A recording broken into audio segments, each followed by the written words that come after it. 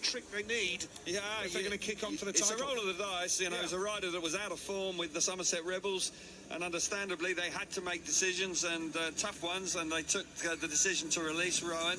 Rowan has come in his first ride for the Aces. He hits the front, and I think it was a little concerning for me for the Pirates. Nikolai Clint clearly feeling that nail. He was a little bit tentative out on track. Maybe 1 or 2 rides is what he needs. British champion out on track. What a week he had on that build-up to that British final. Winning in Terenzano in Italy and then picking up his first British title. It was a few marvellous days for him. Not to mention being handed the Great Britain captaincy, and also booking his place at Cardiff as wild card for the British Grand Prix at the Principality Stadium on the 22nd of July. That, by the way, is a 5 o'clock start in Cardiff on Saturday, the 22nd of July at the Principality Stadium. Craig Cook and Ty Woofenden, the 2 British riders in that meeting. Right, heat number 4 here, and going off the inside is James Shanes in the blue helmet colour for Paul. Jack Smith goes off gate number 2 in yellow for Bellevue. Gate 3 is Hans Andersen, a brief spell with Bellevue earlier in his career at the Kirkmanshire Lane track when they rode there. He's got the red helmet colour here, has ridden beautifully for Paul this season. And Craig Cook, the new British champion, as Kelvin mentioned, going off the outside gate in white here. The big hitters are Anderson and Cook off the outside, and the battle of the reserves as well. Shanes for Paul, Smith for Bellevue. Which way will this go? Heat number 4. Cook, had to be a red light. Yes. Cook dropped the clutch very early there, and Chris Sterno, the referee, very keen, quickly, excuse me, puts the red light on. And we do see this quite a lot now these days with riders anticipating the start, and you'll quite clearly see it now. It moves too early, and just not going to get away with it these days. In the past, you may have done, crikey, that's ever so close for the front tire to touch the tapes, isn't it? Very fortunate to get away with that. I can smell a clutch as well. Somebody's clutch sounds like it may well have got very warm indeed. Clutch coolers out on track. Yes, so Craig Cook will be warned for that with the referee. Chris Sterno will no doubt issue the warning. He'll get the start marshal to have a word in Cook's ear to just behave himself at the start line here at Wimborne Road.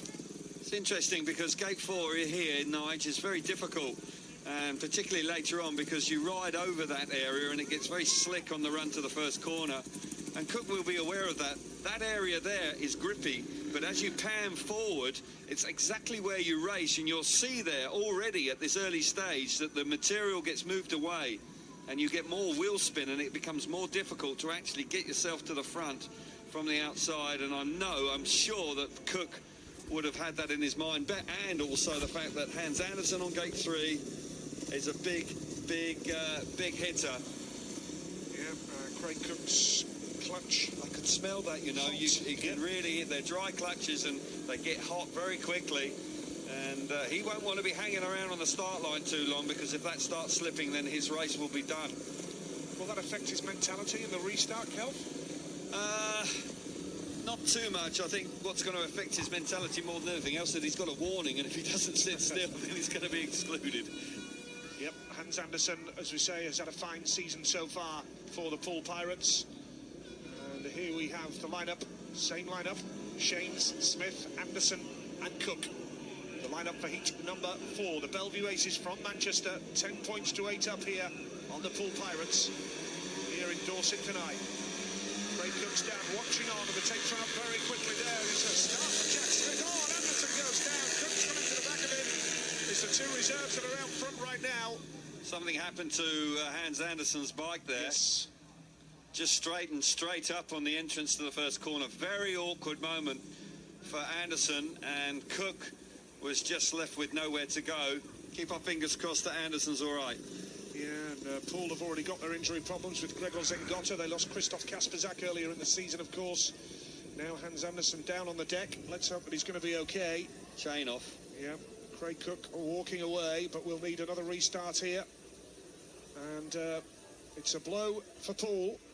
Kenneth Pierre just saw he lost power, didn't he, on the way to the first corner, and the bike, then the front wheel, you could see it tucking under, and he landed awkwardly. There's just concerning moments here for Hans Andersen. Here we see it again. Keep your eyes on the rider in the red helmet colour. The bike will suddenly stop there. And I think, from my opinion, is that the rear chain may have come off. Saw it hanging down when they actually wheeled the bike away. Here we see it there. Yeah, there's something went on there. You can see the dirt deflector as well.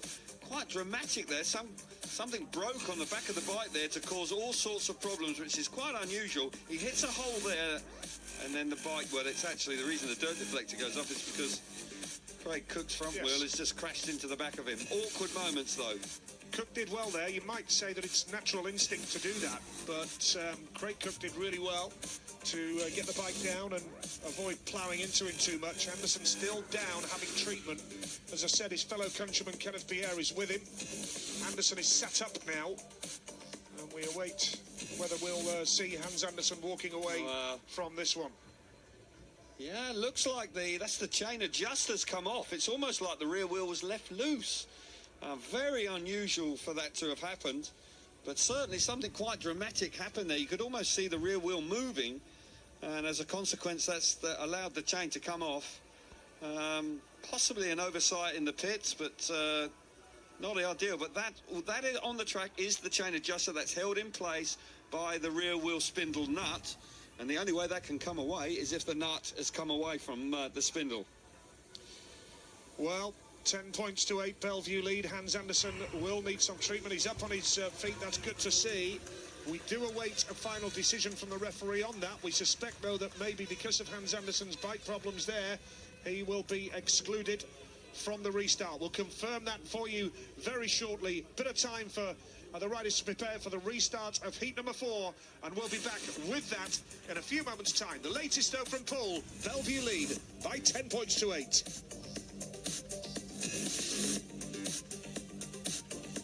Live from Wimborne Road in this Premiership meeting. Alongside me, Neil Middleditch, the Poole manager. We've just seen Hans come down in heat number 4. I know you've spoken to him. Is he all right? Yeah, he's just a bit winded at the moment. Hopefully, so I'm hoping to put him out in the next race. He looks like he threw a chain in the first corner, which is what caused his accident. And the last thing you need at the moment is another injury, because you've been plagued by them this season. Yeah, absolutely. I mean, we lost Gregory Zengotta tonight. Nikolai Klint's nursing an injury, as everybody knows, and I'd say just hopefully Hans is not too serious. We're only 3 heats in, but 2 points in. It's still very close. I'm sure, which is what you were expecting. This is one of the toughest tests against the Bellevue races, isn't it? Oh, 100%, yeah. I mean, Bellevue are at the top of the league for a reason. I mean, they're a great team. You know, they're strengthened up with Rowan Dungate, who just got out and won his first race. So they really are a great team, and they're going to be a real tough nut to crack tonight, that's for sure. Thank you very much, Neil. Let's get back then to Calvin and Nigel. Thank you, Natalie. Yes, crowd turned out in force here tonight. They work hard to promote the club around the town of Poole, and a good turnout here at Wimborne Road this evening. 3 riders only then for heat number 4 to confirm Hans Anderson for Poole is excluded here. Yeah. So all the pressure on James Shanes in the blue helmet colour up against Craig Cook and Jack Smith. So it's early drama for Paul Kell. It is. The pressure's on right away, and their injury issues are hurting them right from the word go. And you can ill afford to have those sort of scenarios, but quite clearly something happened to the back of Hans Anderson's bike. Parts of the bike actually laid on the track, which is unusual, particularly the chain adjuster. I suspect maybe even the rear wheel spindle had broken, and that's a consequence. Parts came off the rear wheel coming loose and the chain coming adrift. But for Hans Anderson, that would have been quite shocking, quite clearly feeling the full effects of that as he got slammed into the track. But Neil Middleditch saying in his interview there with Natalie that he wanted Hans Anderson to take the rider replacement ride in Heat 5, where he'll come out of Gate 2, so fingers crossed he's healthy enough to do that. But an opportunity for the Bellevue Aces here, Nigel. Yes, and without, Hans Anderson being fully fit tonight, Poole could be in a bit of trouble. They're going to need him to be their talisman to really hit the big numbers tonight. I would suggest Brady Kurtz as well at number 1. Needs a big score tonight as well. So here we go with heat number 4 at the 3rd time of asking. James Shanes for the Poole Pirates off the inside in blue. Jack Smith for the Bellevue Aces, Gate 2. No rider off Gate number 3, and Craig Cook for Bellevue going off the outside in the white helmet colour. A tough ask here for James Shanes. You would have to expect Craig Cook to kick on and win this race. Yeah, he's red-hot favourite, no doubt about it, aided by the fact there's nobody on Gate 3. Got to say, Shane's got the better of Smith in their opening encounter, so he'll be hoping to do that here and now. No messing with the starting takes from the referee. Put those on very quickly. Shane's made the start, but Cook is coming around the outside now. That's a nice ride by Craic, as you would expect from the British champion, really. Sweeping around the outside of the Pirates Reserve. Third is Jack Smith in yellow. If it stays like this, though, this would put Bellevue 4 points up after just 4 heats in this meeting. Bellevue, the away day specialists, kicking on here. They are indeed. No surprise at all to see Craic Cook, the British champion, out in front, although I've got to say it was a good effort from the tapes from Shanes. He was there. He's hanging on to second place. He's got the better of the Aces reserve, Jack Smith, who's back in third place, but a heat advantage to the Aces, so Mark Lemon, the team manager, will still be very satisfied with this. Cook beginning to settle down, pull away out in front. Track is wavy coming into the first turn. Not easy there, but Cook, well, comfortable. Well, he's going to win this race quite easily. Craic Cook, who is in the form of his life, takes the checkered flag in heat number 4. Super ride from him. James Shanes with a second spot there, and Jack Smith in third place. But that does put Bellevue 4 points up with only 4 races gone here. It's a great start for